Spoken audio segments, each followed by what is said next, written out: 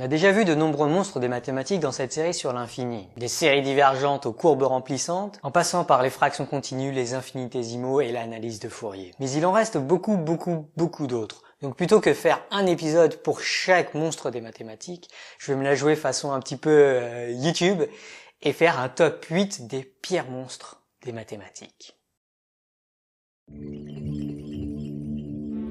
La trompette de Gabriel. Prenez l'hyperbole d'équation y égale 1 sur x et faites-la tourner autour de l'axe des abscisses. On obtient une espèce de trompette infinie. C'est la trompette de Gabriel, imaginée au XVIIe siècle par un certain Torricelli, un mathématicien avec une moustache de champion dont on a déjà parlé dans l'épisode 7. Alors pourquoi est-ce que cette trompette est un monstre ? Eh bien c'est parce que la surface à l'intérieur de la trompette est infinie, mais le volume à l'intérieur de la trompette est bel et bien fini. Il vaut même taux divisé par 2 qui est à peu près 3,14. Mais du coup, est-ce que l'on peut peindre l'intérieur de la trompette avec une quantité finie de peinture? Eh bien, d'un côté, on a envie de répondre que clairement non, puisque la surface à colorier est infinie. Mais d'un autre côté, ce que l'on peut faire, c'est verser le pot de peinture à l'intérieur de la trompette, jusqu'à remplir la trompette avec une quantité finie de peinture, et à ce moment-là, toute la surface intérieure aura été colorée. La diagonale biscornue. Prenez un carré et tracez la diagonale. Si le carré a un côté égal à 1, alors la diagonale est l'hypoténuse d'un triangle rectangle dont les côtés adjacents sont de longueur 1. D'après le théorème de Pythagore, le carré de la diagonale est donc la somme des carrés des côtés opposés, soit 1 carré plus 1 carré qui est égal à 2. Du coup, la diagonale a une longueur égale à la racine carrée de 2. Et si vous tapez ça dans votre calculatrice, vous devriez trouver quelque chose comme 1,41 et des brouettes. Mais voilà ce qui est bizarre. Prenez les deux autres côtés du carré et cassez-les. Vous obtenez un segment brisé qui se rapproche de la diagonale, mais dont la longueur est la même qu'avant, à savoir 2. Brisez à nouveau le segment, puis encore et encore et encore et encore. À chaque fois que vous brisez le segment, vous ne modifiez pas sa longueur, puisque vous remplacez des bouts de côté par des côtés de même longueur. Mais à l'infini, vous voyez que le segment brisé va tendre vers la droite. Et du coup, on a envie de dire que la racine carrée de 2 est égale à 2. Ce qui est clairement faux. Le décollage sans secousse. Prenez une fonction égale à 0 à gauche. Elle est alors parfaitement plate et on pourrait penser qu'elle ne peut être prolongée à droite que par la fonction nulle. Après tout, dans son excellente vidéo sur l'hypothèse de Riemann, LJJ sous-entend que la seule bonne façon de prolonger une droite est de la prolonger en une droite. Mais non, on peut définir la fonction à droite comme étant égale à e puissance moins 1 sur x. Les plus habiles parmi vous pourront vérifier que toutes les dérivées sont bien définies pour x positif et qu'elles tendent toutes vers 0 quand x tend vers 0. Autrement dit, le raccordement en 0 se fait de manière parfaitement lisse, sans aucune brisure ni secousse. Ce prolongement, dit C infini mais non analytique, a permis à Cauchy de prouver que de nombreux théorèmes de ses prédécesseurs étaient faux. La discontinuité uniquement rationnelle. Dessinez une courbe, mais pas forcément une courbe lisse. Mettez-y des discontinuités. A priori, on a envie de dire qu'il n'y a qu'un nombre fini de discontinuités, ou du moins que ces discontinuités sont assez rares, et pas partout. Eh bien non. Considérez la fonction qui est égale à 0 pour tous les nombres irrationnels, et pour un nombre rationnel de la forme p sur q en fraction irréductible, on va lui donner la valeur 1 sur q. Eh bien cette fonction va être continue en tous les nombres irrationnels, mais discontinue pour tous les nombres rationnels. Intuitivement, c'est parce que si on zoome suffisamment près de tout point, les seuls rationnels qui restent autour de ce point sont des rationnels avec de très grands dénominateurs, et la fonction sera donc quasiment nulle autour de ce point. Si le point en question est un irrationnel, la fonction y sera nulle et sera donc à peu près égale en le point irrationnel à sa valeur en tout point autour. Mais si le point en question est maintenant rationnel, la fonction y sera nettement plus grande en ce point rationnel que dans un voisinage très petit. La courbe de Weierstrass. On a parlé des séries de Fourier dans l'épisode 9 et on a déjà vu que ces sommes infinies de sinus et de cosinus pouvaient être très très étrange. En 1870, Karl Weierstrass, dont on a déjà parlé dans l'épisode 7, découvrit une série de Fourier particulièrement étrange. Cette série de Fourier est composée de cosinus de très très haute fréquence. Et quand on ajoute plein de cosinus de très haute fréquence, on va obtenir quelque chose qui intuitivement va beaucoup osciller. Mais un dessin en vaut 1000 mots. Je ne suis pas sûr que les mathématiciens de l'époque étaient capables de visualiser cette horreur mathématique, mais Weierstrass avait su démontrer que cette courbe est parfaitement continue partout, mais qu'elle n'est dérivable nulle part.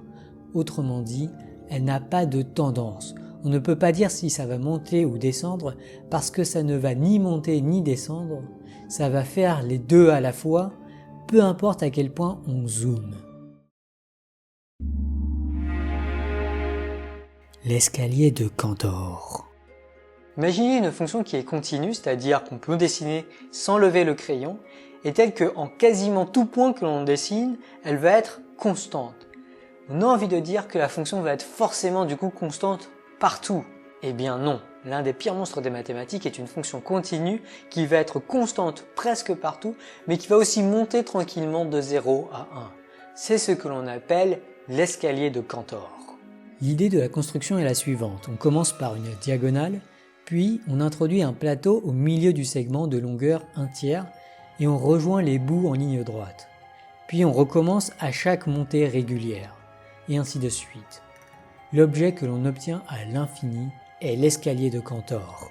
Pour comprendre l'escalier de Cantor, il est utile de raisonner en base 3. En base 3, il n'y a que 3 chiffres, 0, 1 et 2. On voit que la première étape de construction de l'escalier de Cantor consiste à isoler les nombres qui commencent par 0,1, ce sont ceux qui sont au milieu. Puis à la deuxième étape de construction de l'escalier de Cantor, les points qui vont devenir des marches, des plateaux, sont les points qui commencent par 0,01 et par 0,21. Et vous pouvez imaginer qu'à la énième étape de construction, on va rajouter des points dont la énième décimale est égale à 1.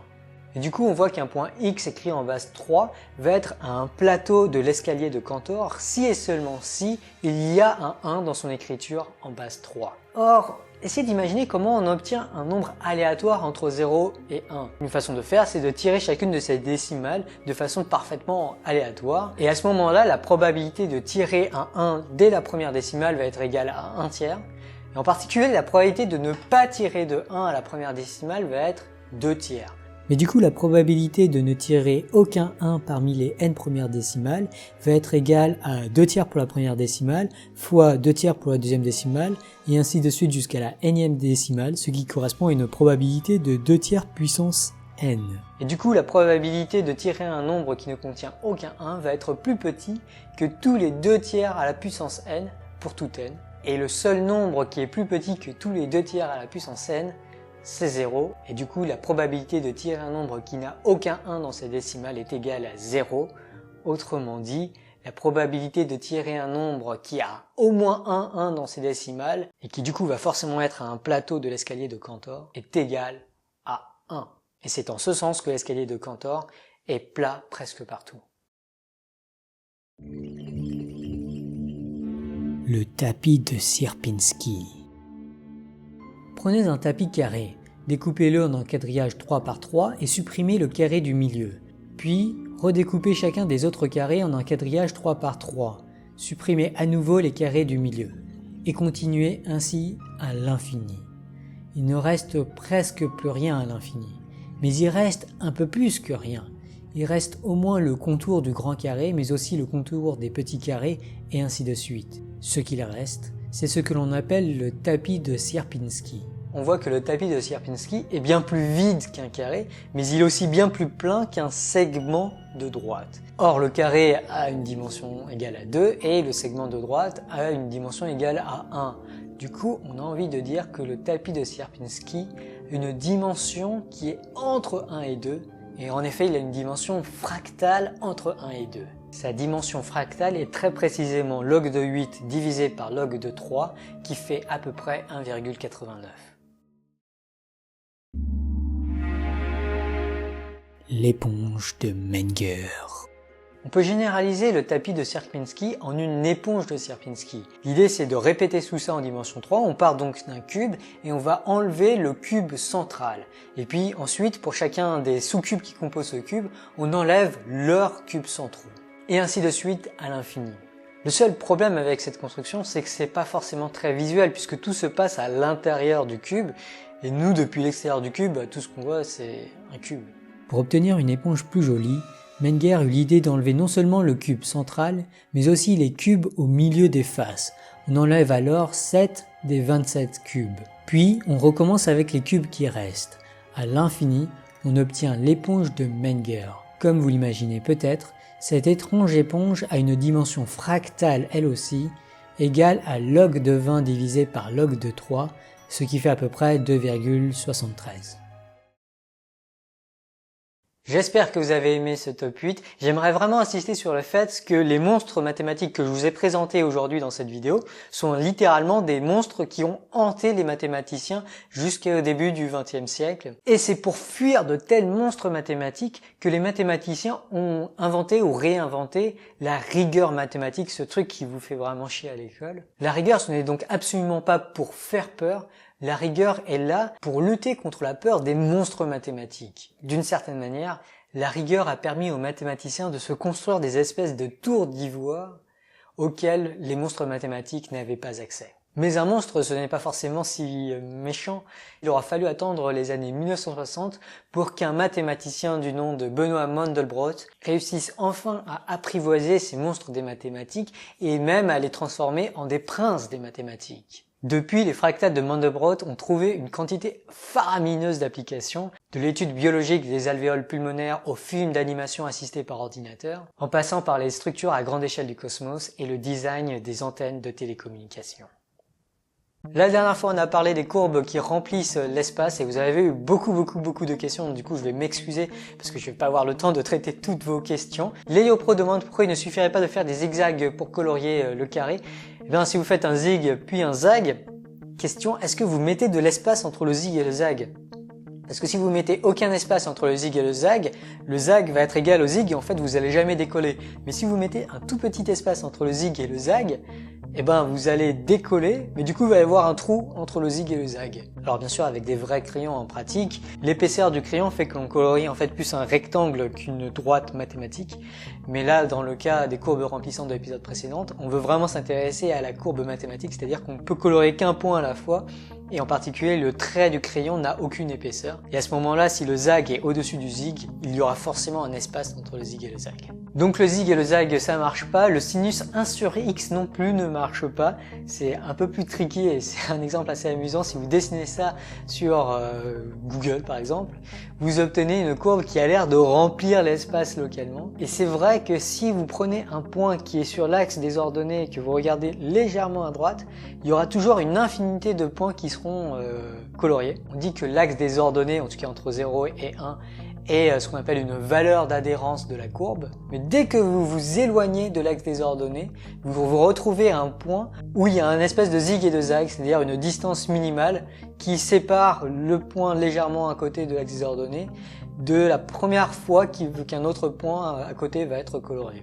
Hydroxychloride nous fait aussi la remarque que le fait que l'on puisse enlever le premier chiffre donne une autre adresse du point qui est très liée à la première, et en fait il y a des similarités d'échelle, donc c'est vraiment le concept d'autosimilarité qui est au cœur du concept de fractal dont on a un petit peu aussi parlé dans cet épisode. Et ça répond à la question de Floven. Oui, les courbes de Peano et de Hilbert sont des fractales, elles ont des propriétés d'autosimilarité, mais la dimension de ces fractales, elle n'est pas vraiment fractale puisqu'elle est égale à 2. Et ça en surprend plus d'un parmi vous, notamment Ludovic B et professeur culture précieuse, qui font la remarque que si on déplie le coloriage que l'on vient de faire, on obtient un segment 0,1 qui lui est de dimension 1. Du coup, est-ce que ça veut dire que le carré est de dimension 1 lui aussi? Bien la réponse est non, le carré est bien de dimension 2 et le segment bien de dimension 1. En fait, le fait que l'on puisse colorier avec un objet de dimension 1 de façon continue un objet de dimension 2 ne veut pas dire que les deux objets ont la même dimension. Ou autrement dit, les fonctions continues ne préservent pas la notion de dimension. Et en particulier la définition que l'on vous donne parfois en cours de physique en disant que la dimension c'est le nombre de degrés de liberté ou le nombre de variables qu'il faut pour préciser la position d'un point, cette définition-là, elle est fausse, elle est contredite par la courbe de Hilbert et la courbe de Peano, et la bonne définition du concept de dimension est une définition très difficile à comprendre qui utilise des notions topologiques, notamment la notion d'ouvert. Donc je ne vais pas pouvoir vous donner la définition de ce qu'est la dimension ici dans cette vidéo, mais sachez que le premier a prouvé que le plan et la droite ont effectivement des dimensions différentes, et un certain Henri Poincaré, et il a prouvé ça avec des outils très sophistiqués de topologie algébrique dont j'ai un petit peu parlé dans cet épisode. Ce que je trouve intéressant à tirer de tout ça, c'est que Poincaré a prouvé tout ça après les travaux de Hilbert et de Peano. Et ça devrait vous montrer que la notion de dimension que l'on croit comprendre intuitivement est en fait loin d'être facile à comprendre. Julien Leuenberger et DJMat25 ont bien vu que la construction du temps t où on va colorier un point donné est mal définie si on considère le point qui est au centre du carré. En fait, c'est mal défini si on considère n'importe quel point qui est sur l'une des séparations du quadrillage que l'on pourrait faire 2 puissance n par 2 puissance n du carré. Puisque si on prend un point qui est sur l'une des droites du quadrillage, il appartient en fait à deux carrés à la fois. Eh bien, il appartient à deux carrés à la fois, ça veut dire qu'on peut construire deux instants t en prenant le carré en haut ou en bas que l'on veut. On va donc pouvoir construire deux instants, voire plus. Pour le point central, on va pouvoir construire trois instants différents. Et à chacun de ces instants, on va colorier ce point en question. Autrement dit, les points qui sont au niveau des quadrillages, ce sont les points dont l'une des coordonnées est un nombre diadrique, c'est-à-dire un nombre qui est un nombre entier divisé par une puissance de 2. La plupart de ces nombres-là, pas tous, mais la quasi-totalité de ces nombres-là, sont donc en fait coloriés plusieurs fois par le motif de Hilbert, qui est donc non pas une bijection, mais une surjection du carré par le segment 0,1. Valentin Drop et Marjorie Hayes font la remarque que en fait le coloriage à l'infini va à une vitesse infinie. Et en effet, ça c'est intimement lié aussi à la notion de dérivée. La courbe de Peano et la courbe de Hilbert ne sont dérivables nulle part. Et c'est en partie parce que la vitesse, qui serait la dérivée, est infinie. Donc si on regarde la vitesse à un instant donné, la vitesse est juste infinie. Mais si on regarde la vitesse moyenne entre deux temps donnés, cette vitesse moyenne est toujours finie. Je vous invite à réfléchir à ce que je viens de dire. La vitesse moyenne entre deux instants donnés est toujours finie, mais la vitesse instantanée est toujours pas définie, toujours infinie. En fait, elle va dans toutes les directions quasiment en même temps. En particulier, ça ne contredit pas le fait que le coloriage est bien sans lever le crayon. Il faut colorier vite quand même, il faut avoir un sacré coup de poignet. Et enfin, Flutter Wondershire Yay demande s'il est possible de colorier un espace de dimension infinie. Béranger Seguin fait la remarque que si l'espace de dimension infinie est un espace de dimension indénombrablement infinie, alors c'est mort. Ça c'est très bien vu. Et il rajoute que si on veut un coloriage qui est continu, il faut absolument que l'image d'un compact est d'un compact. Ça c'est un théorème que d'ailleurs j'ai prouvé dans une vidéo Wandida. Or, il y a des hypercubes de dimension infinie qui ne sont pas compacts, c'est-à-dire qu'en gros ils sont vraiment pas finis. Et du coup, par exemple, si on regarde l'hypercube de l'ensemble des suites avec la topologie norme 1 ou norme 2 ou norme infinie, eh bien, sachant que les hypercubes de ces espaces-là ne sont pas compacts, c'est mort. Après, il y a des normes pour lesquelles l'hypercube est un ensemble compact. Est-ce qu'il est possible de les colorier? J'avais dit que j'allais y réfléchir et j'ai pas assez réfléchi. Mais du coup, je vais sortir la réponse classique du professeur qui sait pas. Je vous le laisse en exercice. Hey, j'espère que vous avez aimé cet épisode. La prochaine fois, on va montrer que les nombres rationnels sont à la fois partout et nulle part. Et oui, en mathématiques, c'est possible, en un certain sens, bien sûr. Si vous avez aimé cet épisode, pensez à le liker, à le commenter, à le partager. Pensez à vous abonner pour ne pas manquer les futurs épisodes. Merci aux tipeurs pour leur don. Et j'espère que je vous verrai la prochaine fois. Comme la courbe de Von Koch, les côtes britanniques n'étaient pas une figure de dimension 1, n'étaient pas une ligne, et n'étaient pas non plus une surface, mais une dimension intermédiaire. Il a trouvé par ses calculs une dimension égale à 1,24. The mathematical theory, on the other hand, tells you bet whatever you've got, stake any amount of money you can get your hands on this game, because the expected winnings is infinite.